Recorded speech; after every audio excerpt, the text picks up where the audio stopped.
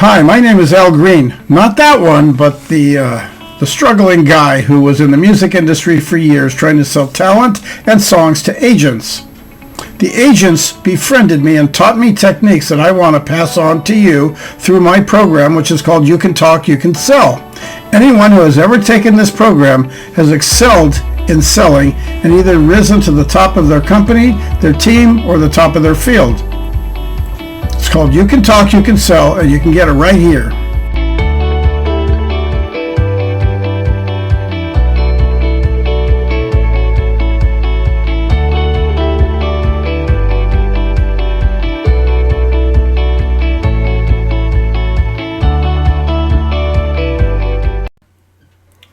Hi, Al Green here again for You Can Talk, You Can Sell. You know, it's time to relax.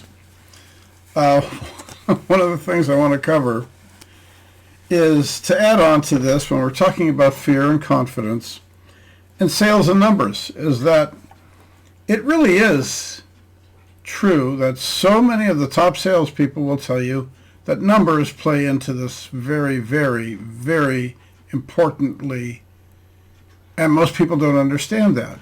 The more people you talk to, the more you have a chance of making sales. And if you're selling products that are to a specific market, then the more people you talk to in that particular market, the more you're going to sell. Now, this is true for people that are top real estate salespeople and people who sell services, intangibles like financial planning.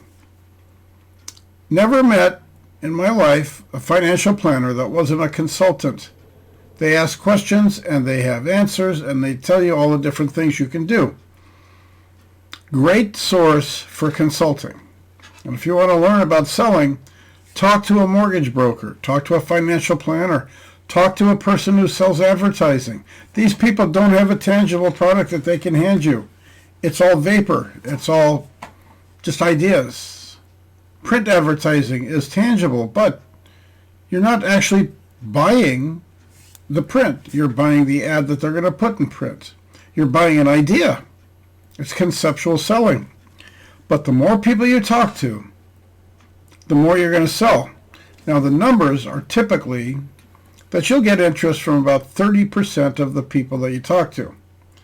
Also, when it comes to what they call cold calling, there's really not a way to look at cold calling as being what it used to be anymore, because almost everything that's for sale could practically be found on the internet. And if they already know what it is, you're not really making a cold call. It's kind of a warm call. It's more like a new introduction. But every salesperson that has ever been successful will journal and write down everything that they can. Now, this is advice that was given to me over 20 years ago by a guy who I couldn't believe. He was always driving the top cars. In those days, it was Cadillacs and the fancy SUVs that had all the fancy stuff that we didn't even know about back then. He always owned a house, and he was buying and selling his own house. Well, I don't like that house. He'd move to another one, completely remodel it, and then sell it. Not because he was flipping houses. It was just something he did. He thought he'd remodel the house. After he got the house all cool, and he put a full bar in it, and he put an entertainment center that would be, like you could bring in a DJ and have a wild disco party. But I kept wondering, how come he always had money? This guy always had money. Never, ever did I pay for lunch when I went out to lunch with this guy. Never. He always had money. What was he doing differently? He wrote down everything he did for the day, and he taught me to do it. So I moved recently, and I found 12 years of month-by-month journals that I did, because every month I would start a new journal. I'd go buy a blank book that had lines in it, and every customer that called would get one page out of that book. So I'd want to talk to a minimum of 120 people a month, and there was 60 pages, so that's double-sided. I would definitely write down everything. The time that they called, I would write down the date at the top of every page, the time they called, their name, their phone number, their address, and something about them that they would tell me, because I would get them talking. This was absolutely the right thing to do. And then I ran into some other top salespeople in the industry that I was working, and they were doing the same thing. Sure, they printed out their own forms and did a form. It doesn't matter. They were keeping track of all the people that they talked to. So when a person calls you up and they said, oh yeah, you sold something to me a year ago and now I want to upgrade to this other thing, you can actually look it up and say, when was that? Oh yeah, it was like last March. And you can go into your journal and find their name. And, oh yeah, you're the guy, and you wrote down notes. You're the guy that has 3 kids, right? How they doing? But they write down everything. Now that kind of journaling plays into the numbers. I would fill these books up and stack them in my garage. And also buy yellow pads and fill them up with notes.